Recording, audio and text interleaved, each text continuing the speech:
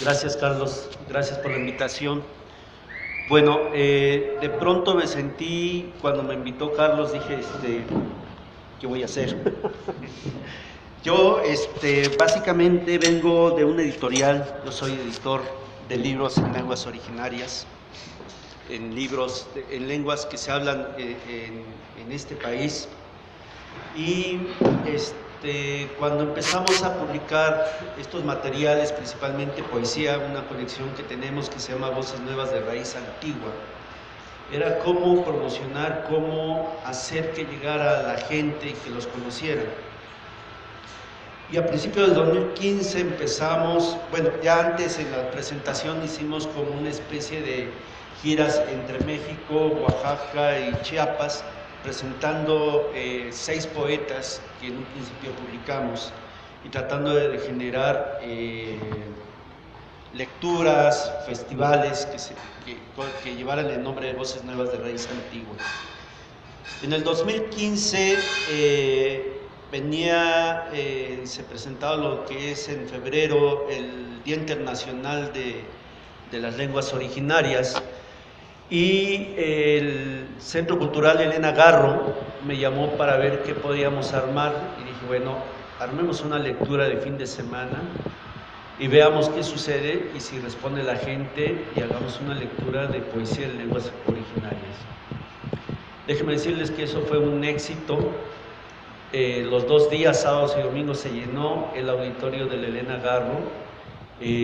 Fue conmovedor, nos dimos cuenta de la necesidad que existe en esta ciudad de que haya ese tipo de lecturas, ese tipo de acercamientos con la literatura que se hace en las lenguas.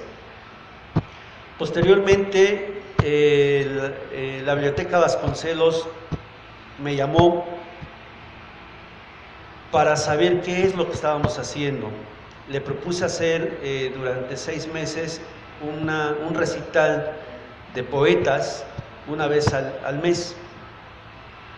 Al principio estuvieron como no creían el proyecto porque igual no sabían cómo manejarlo, ¿no? Les di la explicación de lo que podríamos hacer. Podríamos hacer un recital acompañado con música. En ese momento fue un recital con música tradicional mexicana, un poco para llamar la atención. ¿Cuál fue la sorpresa? Que después de que terminaron los 6 meses de poesía, pues había sido un éxito, y al director de la Biblioteca de Vasconcelos le interesó y le gustó. Esa idea de que tenía de que nadie le interesaba lo que escribían los escritores en lenguas se desvaneció, ¿no? Y en este 2016 hicimos en Pedregal, Santo Domingo, un festival de poesía en lenguas originarias, y la idea era acercar. La colonia es una colonia de migrantes, es una de las colonias más grandes de migrantes, y nos dimos cuenta que hay mucha población que habla diferentes lenguas. E hicimos ese festival y también resultó un éxito. La gente lo acogió y pidió que no se termine, que cada año siguiéramos haciendo este festival. Se dieron cuenta y que había gente que hablaba su misma lengua, gente que hablaba otras lenguas, y que podía ser interactivo esta situación. Fue una experiencia bastante también emotiva, y bueno, la idea es seguir haciendo este festival, no solamente en Santo Domingo, sino en todas las delegaciones, y principalmente en aquellas delegaciones en donde hay migrantes y donde hay una población de gente que viene de comunidades y que vienen a trabajar acá, ¿no? Y en torno a todo esto, lo que hemos estado haciendo ha sido hacer una especie de festivales de poesía junto con música. Ahorita tenemos como más desarrollado un proyecto que se llama Natzica, que es poesía ñusabi o mixteco, como se conoce, con blues, que ha sido que la gente, la gente que va conociendo el proyecto le ha interesado bastante, y creo que va a ser nuestro primer proyecto que vamos a redondear para después hablar con otros poetas y tratar de hacer fusiones con la música contemporánea, ¿sí? Básicamente esa ha sido mi experiencia en cuanto a hacer este tipo de proyectos, este tipo de recitales, de festivales de poesía a partir de nuestra experiencia como editores en lenguas originarias. Bueno, pues mucho de la labor de Héctor también ha sido como conjuntar generacionalmente, o la cuestión que me parece como importante resaltar en el marco del slam poetry, ya que el slam poetry casi más de un 60-70% son las nuevas juventudes, ¿no? Y Héctor se ha encargado de encontrar, rastrear también esas nuevas juventudes, que es una labor que también ha hecho Casa del Lago desde Poesía en Voz Alta, ¿no? Integrar las lenguas indígenas, y también Secretos de Sócrates, que ya nos compartirán. Pero, por ejemplo, ahora que Uber, ¿no?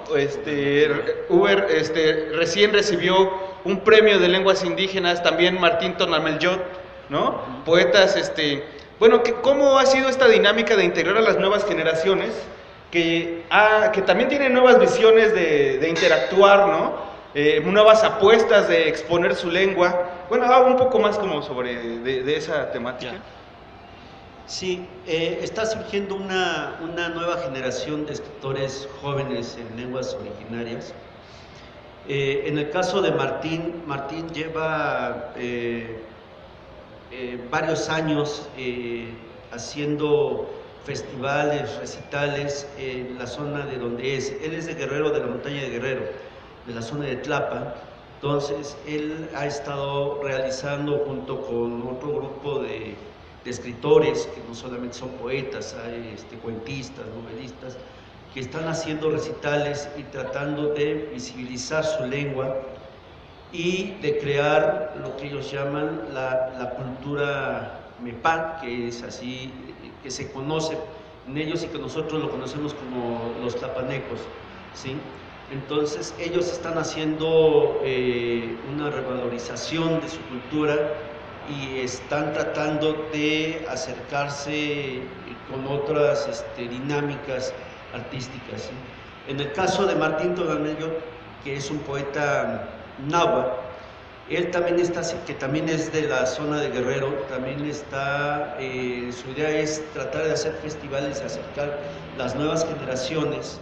Él está dando clases en Puebla, en la Universidad Intercultural, y se ha dado cuenta que bueno, que también están llegando nuevos escritores a las zonas, hay nuevos escritores en lenguas originarias, y lo que yo les comentaba, Uber estudió la licenciatura en la UACM, y descubrí que la UACM están llegando, por las materias que dan, por las carreras que dan, están llegando jóvenes de comunidades indígenas a estudiar la literatura y la escritura para hacer sus creaciones, ¿no? Okay. Bueno, pues en algún momento, terminadas las participaciones, se va a poder aportar de parte del público, así que pueden ir formulando sus cuestionamientos para que haya una interacción. Y bueno, me permito darle el paso, el micrófono a Rocío Cero. Muchas gracias, Carlos, por este foro. Muchas gracias a todos ustedes por acompañarnos. Yo creo que la idea de hacer estos ciclos comenzó desde hace muchos años, desde 1992, donde de primera instancia nos fuimos a un encuentro, el primer encuentro que hice se llamó Encuentros Chile-México, que se realizó en el Museo de Arte Contemporáneo de Santiago de Chile, y entonces llevamos, por ejemplo, a Café Tacuba, ¿no? Café Tacuba fue la primera vez que pisó Sudamérica, pero también llevábamos a escritores, a Jordi Soler, a Fernando Bonaval, en fin, como también a una cosa que hubiera como un encuentro, un ciclo de muchas artes y con poesía. A partir de ahí, al cabo de que yo hacía performance, poesía visual y demás, me fui dando cuenta que había como espacios muy específicos, ¿no? O sea, como que había el espacio para las lecturas de poesía con paño verde, botellita de agua, etc. Y luego los espacios de performance con Existencia, que fue justamente en esos años en los 90. Y tuve una galería que se llamó 20-30 Espacio, y ahí empecé a hacer los primeros ciclos, ahí en la casa Jaime Sabines. De hecho, creo que el primer ciclo como tal que organizé se llamó el Ciclo del Frío. Ahí en San Ángel. En San Ángel, en la casa Jaime Sabines. Y en realidad eran lecturas bastante tradicionales, hasta que ya en la galería sí empecé a invitar, no sé, de pronto venía Ehrenberg, no Felipe Ehrenberg, venía el escritor, o venía Maris Bustamante, un poco tratando de que hubiera este contagio, esta contaminación entre disciplinas.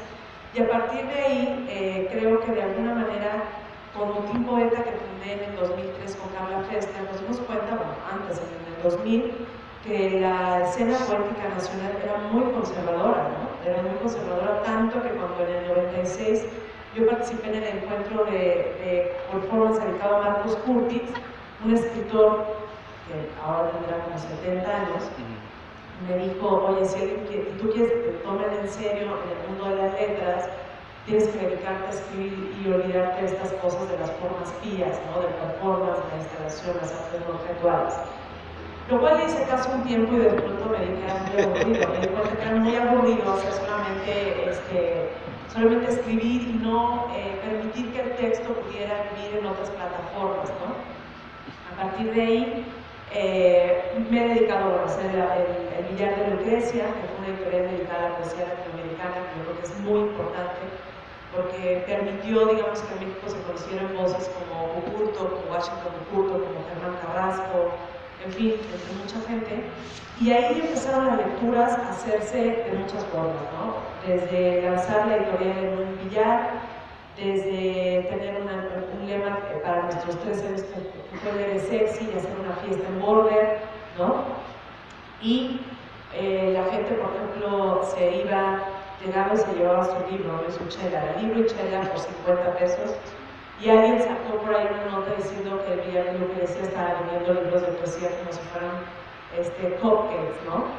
Ahora se arrepiente, yo creo, un poco, porque en realidad no estábamos haciendo nada terrible, sino simplemente como amplificando la potencia y los espacios de la poesía. A partir de ahí empecé, cuando se termina el Billar de Lucrecia, hice la historia del clave, la gente de la Feria de Libro de Minería me pregunta, bueno, ¿y el año que entra qué? ¿Qué va a pasar después de 5 años de estar haciendo cosas con nosotros? ¿Qué más quieres hacer?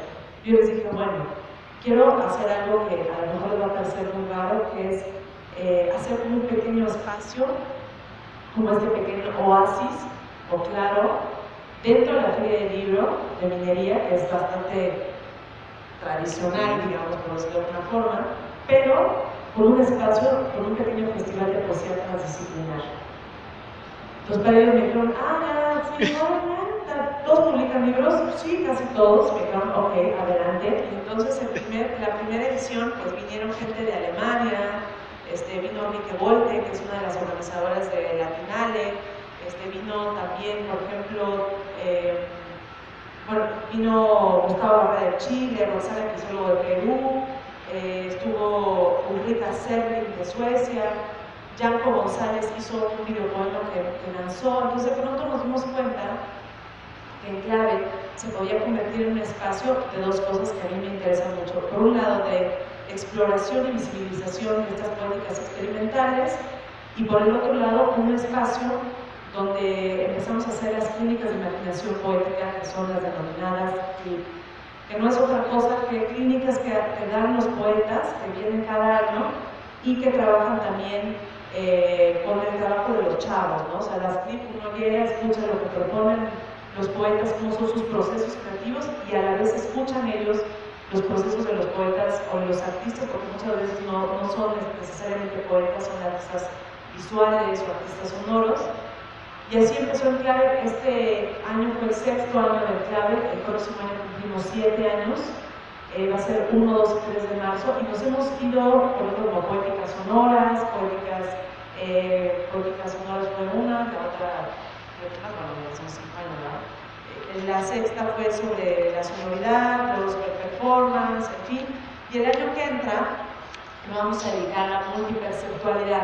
Y lo vamos a abrir también a gente que viene haciendo cosas de teatro, performance y poesía, como Maritea Delin, que es noruega, africana, oaxaqueña, chapaneca, ¿no?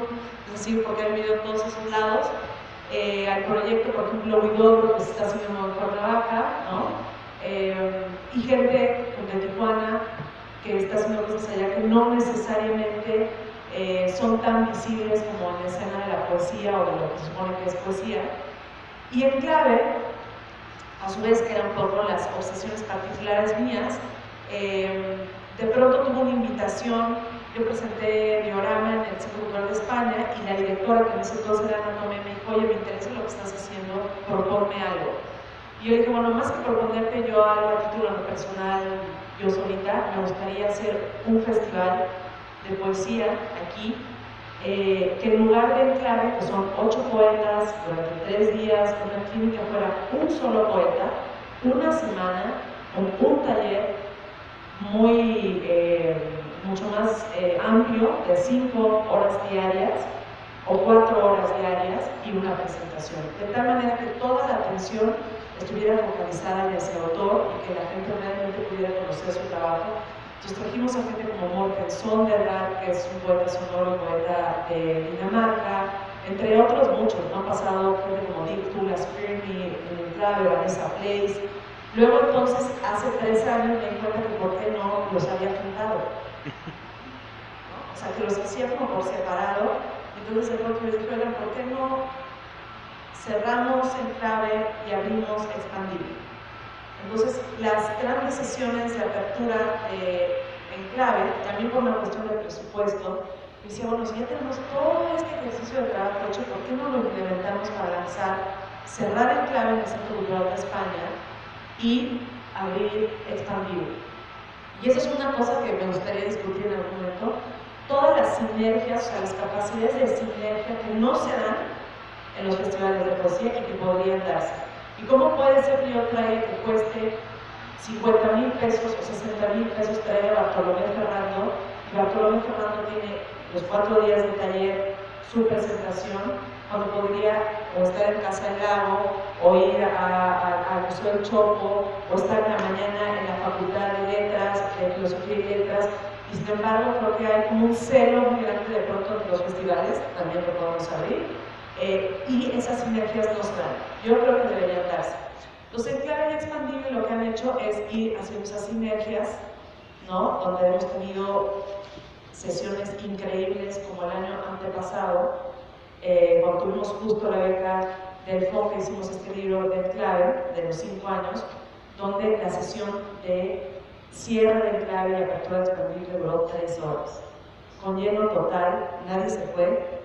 Y nos dimos cuenta, y se dio cuenta el Centro Cultural de España, y por eso sigue el ciclo de expandible, que había un público que no eran mis 3 amigos y mis 2 primos, ¿no? Sino que en realidad había un público de la poesía expandida, transversal, amplificada, como le quieran poner, ¿no?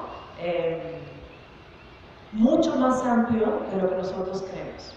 Quizá en el slam, en el spoken, hay como más claridad en el tipo que hay como un público más amplio, pero para un poeta, digamos, de pronto llegar y ver que hay 150 personas en la presentación de expandible y el cierre de clave, es como de, ay, pero no quedan las 10 típicas de la lectura, ¿no?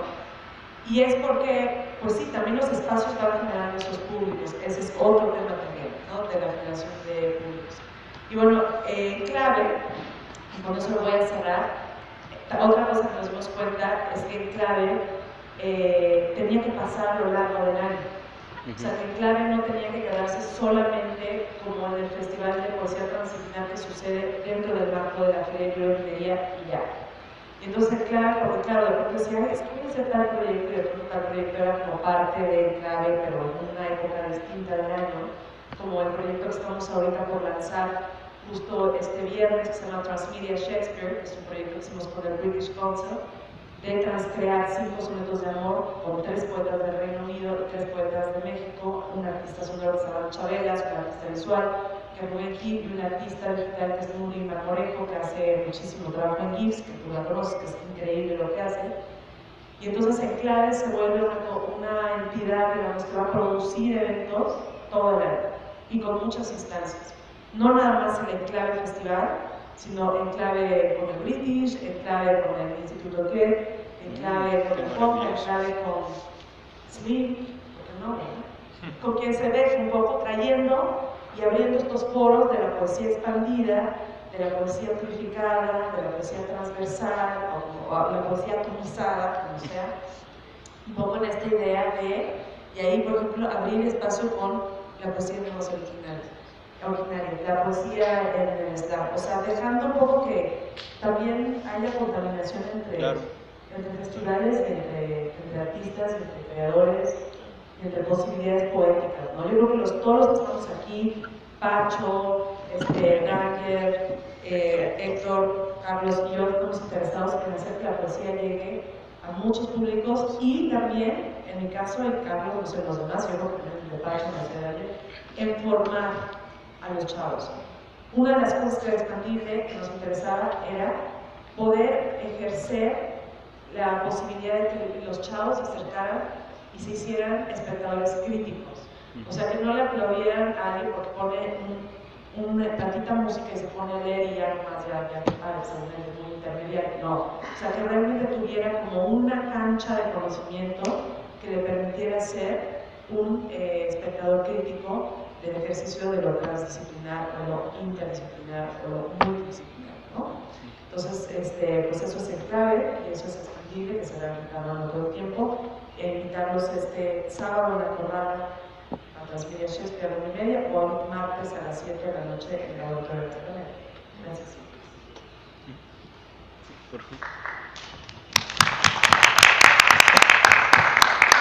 Y otro aplauso para Héctor, por favor, que no le aplaudimos.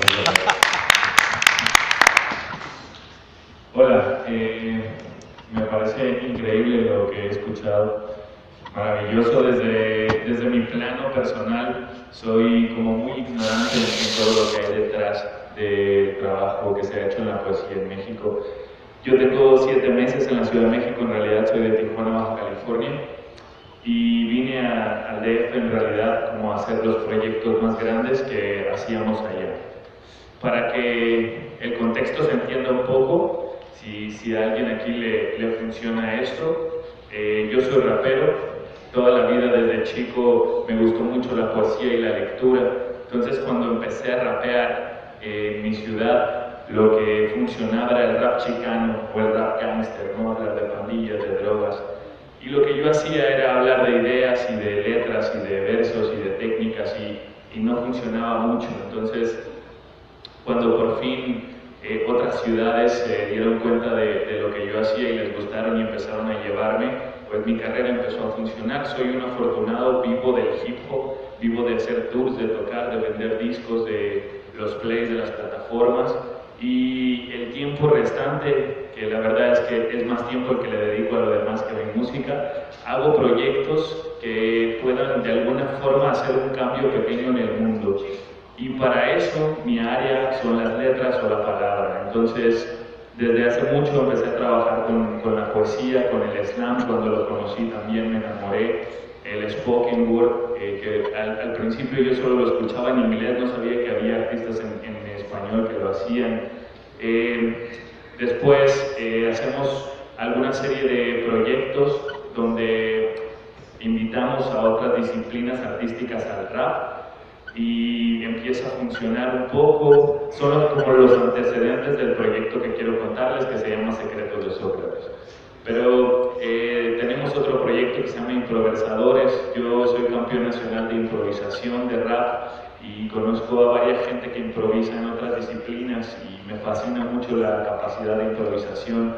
Entonces, en este proyecto incluimos a gente desde el Huapango, desde la 10ª Espinela, que es una estructura poética de las más utilizadas, desde la Sextilla, que se utiliza también en la Huasteca mexicana, gente que está en el improteatro, gente que improvisa desde el slam o desde la poesía, y un servidor desde el rap y más artistas desde desde el rap.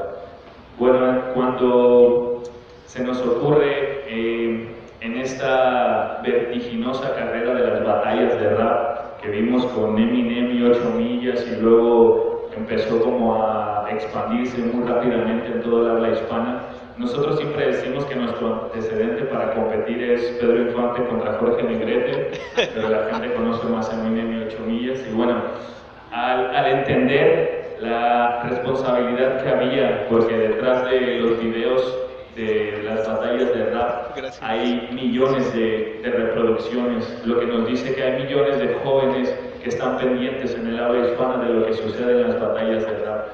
Una, porque el morbo es lo que más vende desde siempre, y en estas batallas hay mucho morbo, hay mucha competencia, hay mucho insulto también. Y nosotros buscábamos la forma de hacer una especie de caballo de Troya, de utilizar esta estrategia de la mercadotecnia, como las batallas, y filtrar contenidos por ahí. Así nació Secretos de Sócrates. Tenemos 6 ediciones hasta ahora, 3 en Buenos Aires, Argentina, y 2 en la Ciudad de México. La idea de Secretos de Sócrates es enfrentamientos multidisciplinarios orales, donde el hip hop es el anfitrión. Nuestra batalla principal siempre son 2 raperos conocidos, que es lo que hace que el público asista a ver el proyecto y tenga que digerir todo lo demás que hay ahí. Hemos tenido invitados del slam, hemos enfrentado al rap con slam poético, rap con guapango. Estuve con Vincent Velázquez, que es de los Leones de la Sierra de Jichú, que son uno de los más reconocidos en el guapango en México. Hemos tenido rap en lenguas originarias. Buscamos todas las formas que sean posibles de que estos jóvenes, estos oídos y estos ojos que están pendientes en el rap vean otras cosas y vean que desde otras disciplinas, otros géneros, hay formas de transmitir ideas también y puedan enriquecerse como algunos privilegiados tuvimos la posibilidad de enriquecernos de otras disciplinas. Ellos también tengan esa posibilidad. Buscamos a 6 jóvenes de distintas partes de México, en distintas lenguas originarias. Hicimos una canción con ellos, hubo una producción musical detrás con instrumentos autóctonos o instrumentos de la región de los chicos. Hicieron un tema, tuvimos que hacer una especie de taller previo porque estos chicos no están tan adiestrados en el tema de las métricas, las estructuras, las líneas, cuánto tiene que durar su verso en la canción. Logramos hacer esta canción, los trajimos al Distrito Federal, hicieron ese tema en el escenario, lo subtitulamos a la Iglesia del Español y fue muy hermoso. La gente se levantó. Primero, lograr que los seguidores del rap entraran a un teatro, el 85% según nuestro censo de los jóvenes que llegaron nunca habían entrado a un teatro. Fue el Teatro del Museo del Chopo, el maestro Pacho Paredes nos ayudó para hacer esta última edición de Secretos de Sócrates. Y la gente se paró a aplaudirles a estos chicos porque sus letras estaban hablando de cosas mucho más profundas que la que los raperos estamos tocando. Muchas veces el ego nos domina, en el rap se ve mucho esto del ego trip y de hablar desde el yo hacia afuera y desde el intentar ganarte el respeto a través de vender una imagen que no tienes. Y estos chicos estaban hablando de la tierra, de las tradiciones, de los ancestros, del uno con el todo, de cosas mucho más profundas. Fue muy hermoso. Nuestra primera impresión de Secretos de Sócrates en México ante la publicidad en las redes sociales fue muy dura, porque los raperos y el público seguidor del hip hop no estaba de acuerdo con que hubiera un flyer donde Danger enfrentaba a Vincent Velázquez, que tenía sombrero y botas.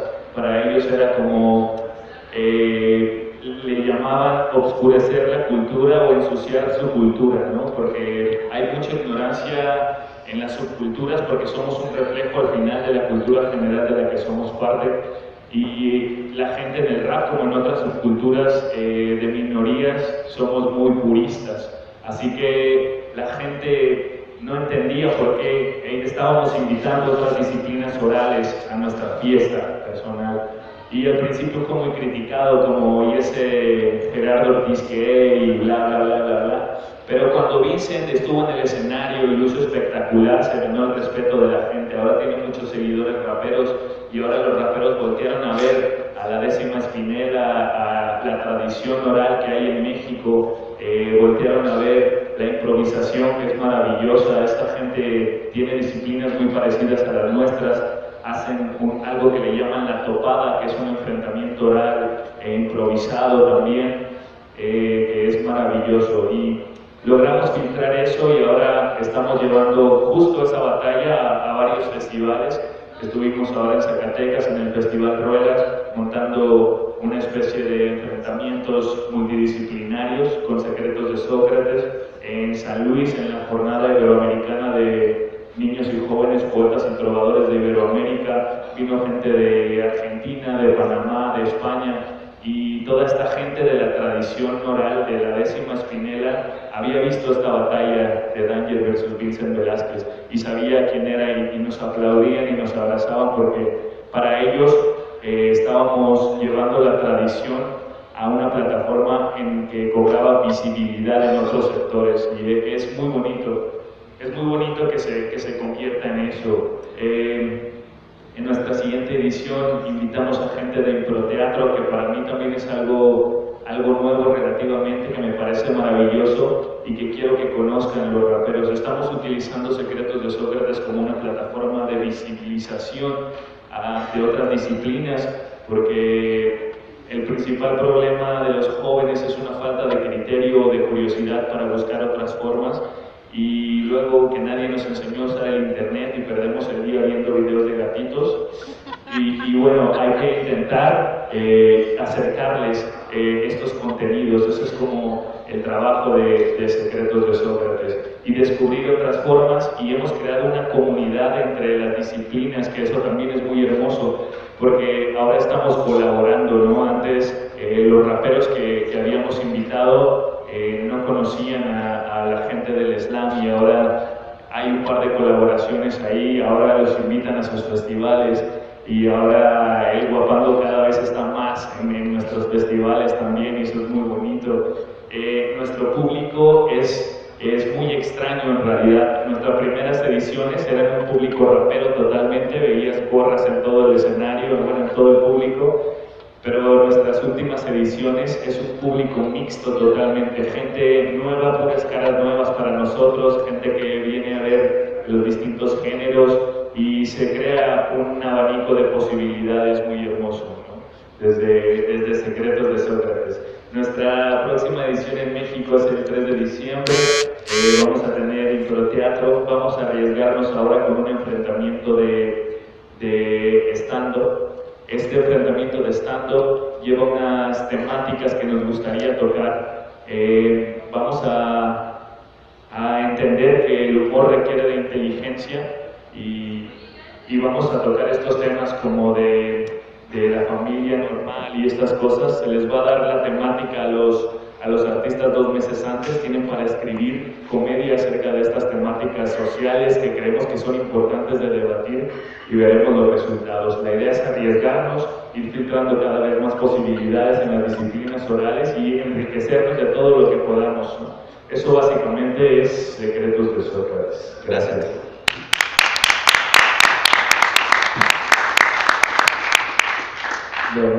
Bueno, gracias Carlos por la invitación. Me gusta estar aquí con todos ustedes platicando de estas experiencias. Yo trataré, pues, por poco tiempo, más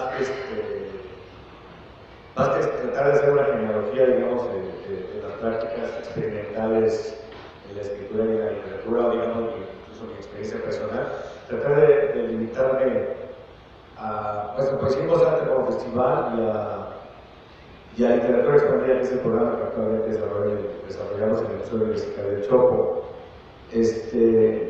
Comenzaría todo esto, Poesía en Voz Alta, que sí nace en el 2005, cuando me toca llegar aquí como director de la Casa del Lago, y no necesariamente es retomar lo que hizo el grupo de teatro, que fue una compañía que se llamó Poesía en Voz Alta, que además no lo hizo aquí, lo hizo el Caballito, porque desde el 55, porque esta casa se inaugura, si mal recuerdo, en el 79.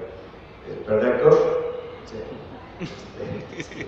En fin, el hecho es que sí se desasociaba a la generación de Casa del Lago, cuyo director fundador fue José Arreola, sí, y todos su serie de cuates de distintas disciplinas artísticas, sí se relacionaba con este grupo de teatro o compañía teatral de cualquier cosa.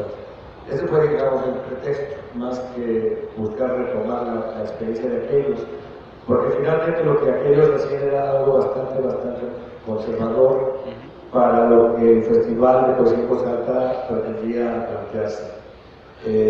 Sí había, digamos, porque se nombra un interés en la oralidad y en el montaje de obras de teatro de manera precaria, casi por una lectura en latín, pero con trabajos multidisciplinarios, de artistas plásticos y de músicos. Sin embargo, por Poesía en Voz Alta, lo que sí quiso hacer con el nombre es una provocación. Un tributo a aquella generación, pero también una provocación en el sentido que queríamos hacer otra cosa.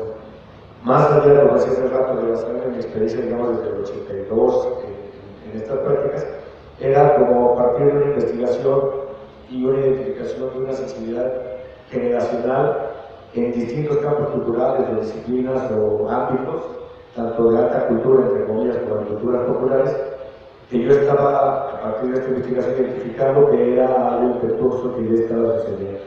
Aquí sí voy a detenerme un poquito de la genealogía, digamos, muchas de estas tradiciones eran desde el repentismo cubano, desde el son jarocho, como ya mencionó Daniel, en el ámbito de las culturas populares tradicionales, en el ámbito de las culturas influidas por la cultura pop, que estaba desde luego el hip hop, entre ellas, al rato saldrán más géneros, en el ámbito, digamos, de otra tradición que había ya existido en México, era la tradición de las vanguardias del principio del siglo XX, donde, digamos, hay todo este tipo de experimentaciones, por el sonido, por la palabra, etc., pero que cruzaba también con la práctica del performance, sobre todo que fue bastante fuerte en los 80 en México, cuando se empieza a introducir con más fuerza, pero no de manera tan también, desde luego, queríamos nosotros experimentar con tradiciones orales extranjeras, como puede ser el spoken word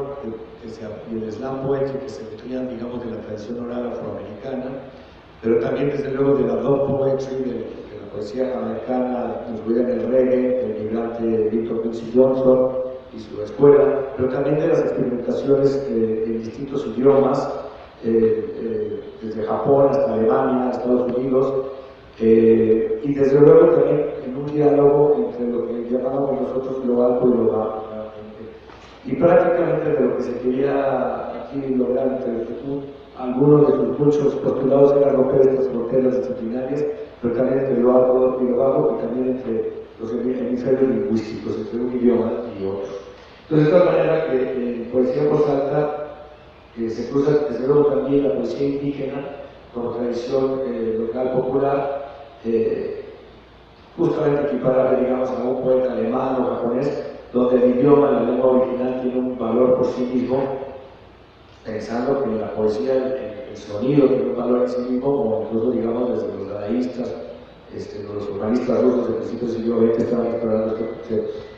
Desde luego, también estaban las nuevas tecnologías, que finalmente, por ejemplo, había muchos chavos acercándose a la palabra grabada a través de los Andes, que recuperaban para sus composiciones musicales o sonoras en la computadora, ni siquiera con una intencionalidad vanguardista o necesariamente experimental, sino más bien por impulso natural de que es una posibilidad muy fácil de acceder a ella en la computadora, el hecho de que Sander te da la posibilidad de contar con una frase grabada o toda una serie de frases, y tú las puedes desarticular, desmontar, hacer permutaciones, de tal manera que la palabra se vuelve más que nada una textura sonora, realmente, me parece con el dadaísmo o con el formalismo ruso, etc., más allá de su valor semántico. Pero era algo que en esta investigación vimos que estaba sucediendo de manera natural, o en otros casos de manera intencional, en términos de experimentación, como puede ser el caso más famoso quizá en México, actualmente, que sería Manuel Roche. Desde luego también queremos juntar las generaciones y generar talleres y conferencias. Son conferencias que reflexionan en torno a lo que aquí se ha estado diciendo, en términos de una recapitulación histórica o también de un sentido probable prospectivo, digámoslo así. Sucedieron cosas maravillosas como aquella conferencia de Hugo Gutiérrez Vega, que participó en Poesía en Voz Alta, que además también fue director de Casa del Lago, y Gurrola, que también fue muy cercano a nuestra generación, Juan José Gurrola, que está muy experimental, y de repente en la mesa, Gurrola se le ocurrió criticar el hip hop y dijo que cómo se debían llamarse de ellos escritores, si eso no era literatura. Él perdió de vista que en la sala donde se dio esa charla, que era en el interior aquí, estaba llena pues, prácticamente de hip hoperos, ¿no? Me tocó aquí a mí medio mediar un poco diciéndole que pues si él buscaba el hip hop a partir de lo que se escuchaba en la radio, porque además lo calificó con bastantes adjetivos, era como juzgar e invalidar la literatura a partir de Corinne Tellado, que es esta escritora de revistas de belleza como Cosmopolita o Humanidades, muy famosa y muy vendedora además, ¿no?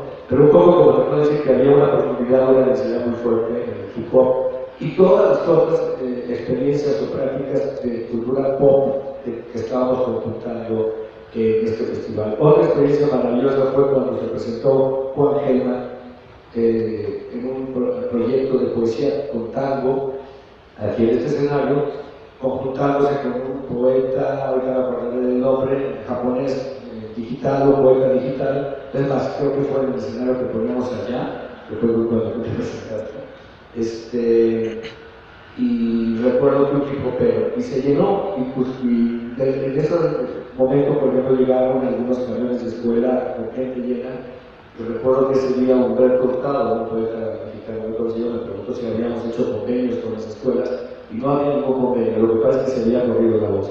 Una vez dicho esto, quizá iré hacia atrás en el sentido de que nuevamente no sé si esto sigue por aquí, os recordará el trabajo que nos costaba posicionar el nombre de Poesía en Voz Alta, y cómo se fue convocando a la gente. Incluso todos los postulados que yo tenía era demostrar que la poesía podía ser, las lecturas de poesía podían ser eventos masivos. Y tracé toda una estrategia, digámoslo. Yo salí de Casa del Lago en 2000, no recuerdo el año, en 2012, y digamos que el festival masivo no se dio, pero sí en términos de lo que decía Jesús Cerón, de que se llenaba este foro, y incluso hacia afuera se rebasaba. Michel Houellebecq, escritor francés, tuvo que salir por aquí al ladito de esa puerta porque había una cantidad de gente queriéndose de acercar, por ejemplo, ¿no? Por masivo, yo casi mi utopía era proponerme que en algún momento dado pues en Voz Alta se pudiera celebrar incluso en el Auditorio Nacional. Pero bueno, si no se logró eso, sí, todo esto que estoy mencionando, ¿no? Otra de las aristas de Poesía en Voz Alta fue la itinerancia, que sí se fue a Oaxaca, sí se repetía, justamente un poco lo que se anunció, tenían artistas del extranjero y aprovechábamos que circularan en otras plataformas. No siempre lo logramos porque en ese entonces justamente este tipo de prácticas eran muy poco bien vistas, es decir, si uno hablaba de poesía, los funcionarios culturales creían que era la clásica poesía y decían, no, eso no llena. O muchos chavitos jovencitos, voy a mencionar a mi amiga Plaqueta, que deben de conocer, una bloguera que hoy se diría influencer, muy importante, pues decía que la poesía era aburrida, ¿no? Y vino y cambió un poco su criterio de lo que era, como chica muy joven, la poesía. Y otra lista era que aquí se desarrollaban en este foro conciertos de rock todos los sábados, y en un momento dado, el grupo armonizador, como suele suceder en los conciertos de rock, era un poeta. Pocos poetas se animaban a hacerlo porque finalmente es un reto muy fuerte. Abrir un concierto es un rock con todo el público lleno de sus fans. Uno que sí quiero mencionar fue Luis Felipe Fabre, que se la aventó. Y fue fantástico porque había un montón de gente aquí platicando, etcétera, yéndose a eventos y yo leyendo.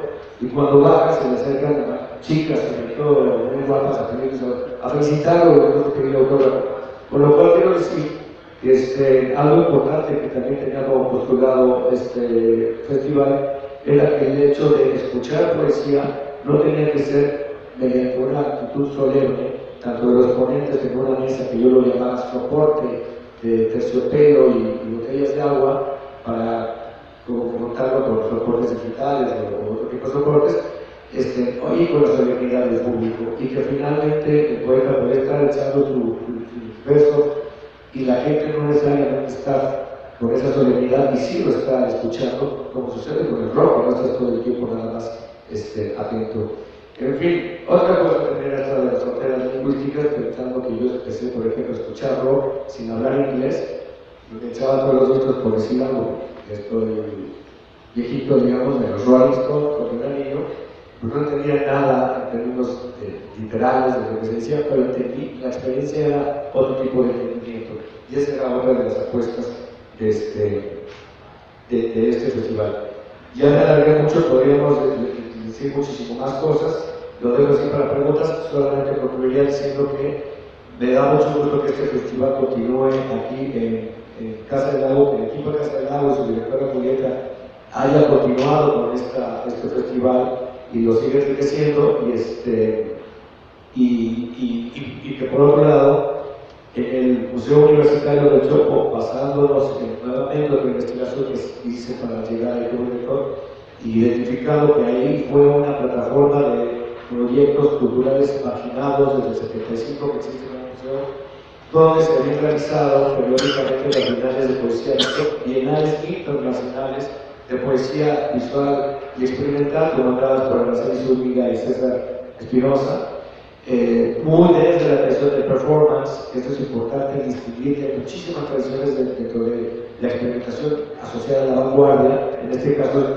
muy de esa generación asociada a la práctica de la poesía visual y del arte correo, y que fue muy marginal porque todas estas prácticas, a diferencia de Argentina o España o los Estados Unidos, que han tenido una continuidad histórica desde el principio del siglo XX, en México han sido muy atomizadas, muy esporádicas, ¿no? Desde Tablada, por decir algo, hasta estas bienales, de tal suerte que ellos fueron heroicos, y la idea es que al llegar al Museo Universitario de Chopo inventamos o diseñamos la plataforma que llamamos Literatura Expandida, que no es un festival anual, sino una plataforma que dura todo el año para estar programando todas estas aproximaciones a la experimentación escritural o literaria, por decirlo de alguna manera, y en ese sentido es hermano de todo esto que se está sucediendo, y es, como poesía en voz alta lo fue y sigue siendo, plataformas desarrolladas desde las instituciones para que sirvan de vasos comunicantes, para que se encuentren mundos, campos culturales o disciplinas, como se quiera llamar, que en la vida diaria no se encuentran. Y si un hip hopero mexicano, pues cayó en el 2005, quiere rapear y hacer rimas, ¿por qué tiene que copiar y sonar como un negro del Bronx? ¿Por qué no a lo mejor incluirse por los jarochos desde entonces, que hoy en día ya es muy común esta identificación de las topadas o los retos de Pedro Infante en las películas que es justamente la tradición de son jarochos, que equivale a lo del hip hop? En fin, establecer estos campos culturales entre prácticas y disciplinas enriquecería a todos. Y parte de esta formación, por haber conocido de estos festivales, o visionamiento, que había opciones a ciertos artistas de proyectos como Alonso Arreola, el vocabulario musical, que es este bajista de rock virtuoso, nieto de Juan José Arreola, que hizo aquí un espectáculo basado en la historia de su abuelo, ocupando visuales de Super 8 familiares, grabaciones de audio familiares, lecturas presenciales con Jaime López y Gonzalo Alvarado y otros, y ellos en la música, o bien el proyecto de Xolotus, de Mardonio y Juan Pablo Villa, o incluso el de Mardonio Carvalho, y en fin, justamente también la idea, tanto en el Museo Chopo como en Poesía era programar, en el caso de la lengua indígena, a los poetas, no como poesía folclórica o pintoresquismo popular, sino como arte y cultura contemporánea, compartiendo el escenario con otros grandes nombres como los que ya mencioné. Y aquí lo dejo, gracias. Okay. Bueno, pues debido a que continúa el slam de poesía y casi siempre es muy nutrido de todos los participantes, no sé si hay oportunidad bueno, parece que... Ok, si hay oportunidad de extender para el público, si tienen alguna duda, alguna inquietud, algún comentario, es el momento de que aprovechen aquí a estos exponentes que nos maravillan con su experiencia. Entonces, si alguien tuviera algún comentario. ¿No? Sí, Ok, bueno, pues a mí me gustaría entonces retomar ya para cerrar como esto que comenta Rocío y pues maravilloso, o sea, si ya se sentó aquí, si ya estamos en la misma mesa, pues ya y estamos hablando de la palabra, pues ya quedó apalabrado, ¿no? Entonces, sumar esfuerzos, ¿no? Desde los distintos lugares, porque indudablemente ya estamos trazados de algunos momentos, hemos convivido y esperamos seguir conviviendo. Y afortunadamente el slam de poesía se ha nutrido precisamente de esas experiencias previas, ¿no? Cuando el slam de poesía tiene la oportunidad de ser, digamos, beneficiario de un programa nacional como es el FONCA, pues le da, solo necesitábamos los slameros y slameras un piquete de costillas que entre nosotros no habíamos podido soportar por el ego, ¿no? Pero finalmente cuando instituciones o actores culturales que ya habían trazado rutas desde hace años ya estaban, digamos, en esa apuesta y habían logrado nuevos espacios, es cuando el slam de poesía ahora se puede potencializar a nivel nacional, y fue gracias a estas apuestas, porque vale mencionar que, por ejemplo, la apuesta de Pacho también fue incluir un slam de poesía en cada sesión durante varios años de poesía en voz alta. La Fonoteca Nacional estuvo muy integrada, Ewer lo sabe con el claustro de Sor Juana, con la Alianza Francesa, en fin, infinidad de cosas. Y bueno, pues me gustaría si cada quien quisiera aportar unas últimas palabras a modo de conclusión y con eso cerrar nuestras participaciones. Sí, gracias, Carlos.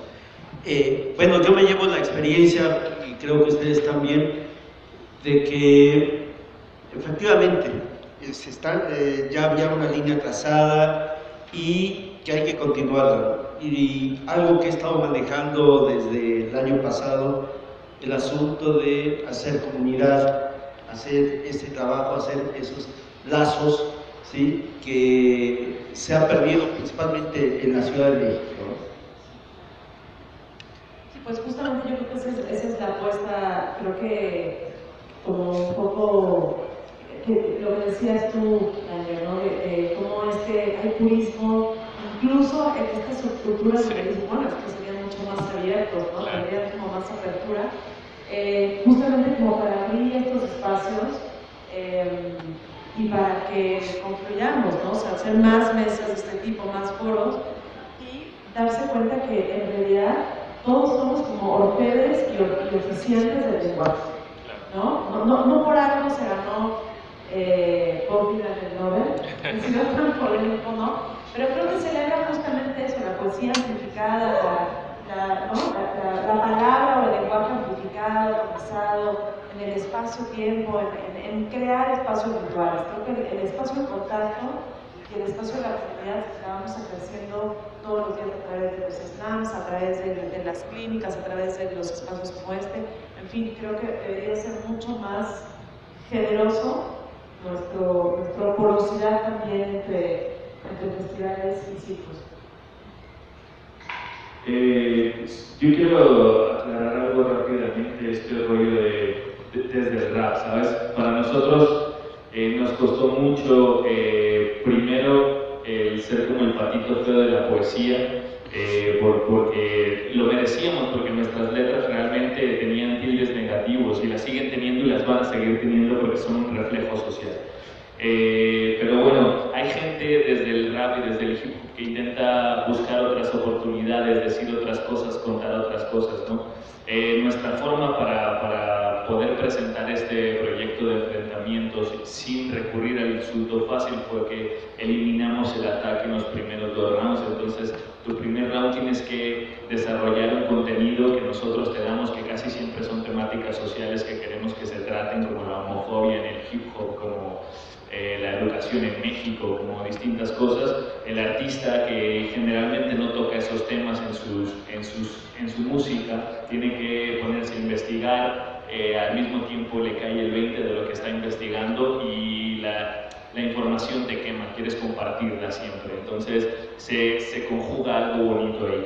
Y la otra cosa es que tuvimos que abrir como nuestros propios espacios desde ser el anfitrión y ahí invitar como a todas las otras disciplinas, pero al conocerse, al romper esto de los egos y al conocernos y entender que podemos aprender de todos y podemos compartir, siempre hay cosas que aprender y que enseñar, ¿no? Es cuando se crea la sinergia y las cosas crecen. Ahora vamos a estar en la Corrala, vamos a cerrar la Corrala de Shakespeare versus Cervantes, vamos a hacer una batalla de Shakespeare versus Cervantes ahí en la UNAM, y estamos filtrando, ¿no? Como el rap está abriéndose estas puertas que antes estaba como muy estigmatizado, y es porque está también conociéndose, evolucionando y aprendiendo de sí mismo y de sus raíces, y ahora hacemos un rap orgullosamente mexicano, y creo que es algo muy bonito. Y pues muchas gracias por invitarnos, y encantado de conocer lo que hacen ustedes, y me gustaría aprender mucho de eso. Como además no veo mucho quienes están, sí quiero enfatizar algo que se aquí ha insinuado, como muchos de estos proyectos de los que están aquí son independientes, pensando que, por ejemplo, el presidente Rosata, yo ya vi que me ponía hasta muy nervioso fumando a ver quién venía y todo, y de repente en el primer slam poetry que hicimos, que a la postre resultó ser el segundo, porque en el primer año quisimos hacerlo, pero no había con quién, no conocíamos quién sería, hasta que finalmente un día en el X Teresa voy y me repartió la casa tirado haciendo y dijo, aquí, por aquí es. Y lo pudimos hacer, pero era prácticamente minoritarias. Y lo digo simplemente porque me da mucho gusto ahora que tú estés desarrollando tus proyectos de manera independiente desde la calle o después de acercarte a las instituciones que posteriormente convocaste aquí en Caselado contigo, al Chopo, tú, Rocío, que llevas una larga con ustedes, pues, trayectoria. Y todo esto me parece que me da mucho orgullo que Rojo Coro, Daniel desde Tijuana, etcétera, desarrollando sus propios circuitos de slam poetry que ya no necesitan ni siquiera las instituciones. Pero bueno, de todas maneras decirles que ahí estamos y que estas plataformas, en la medida en que puedan generar sinergia para todos los proyectos independientes, yo creo que esa es una de las funciones y una de las más nobles de las instituciones y diría una obligación de los que estamos trabajando en ellas, ¿no? Entonces, ahí estamos, me da gusto haberles dado a conocer el proyecto Proceso Santa que sigue aquí y el actual de Museo Universitario de Chiapas. Pues entonces agradecemos a los presentes, Héctor, Rocío, Daniel y Pacho. Pues muchas gracias, y bueno, pues le damos la bienvenida también al slam de poesía de cada jueves aquí. Bueno, Héctor. Bueno, pues ok, muchas gracias.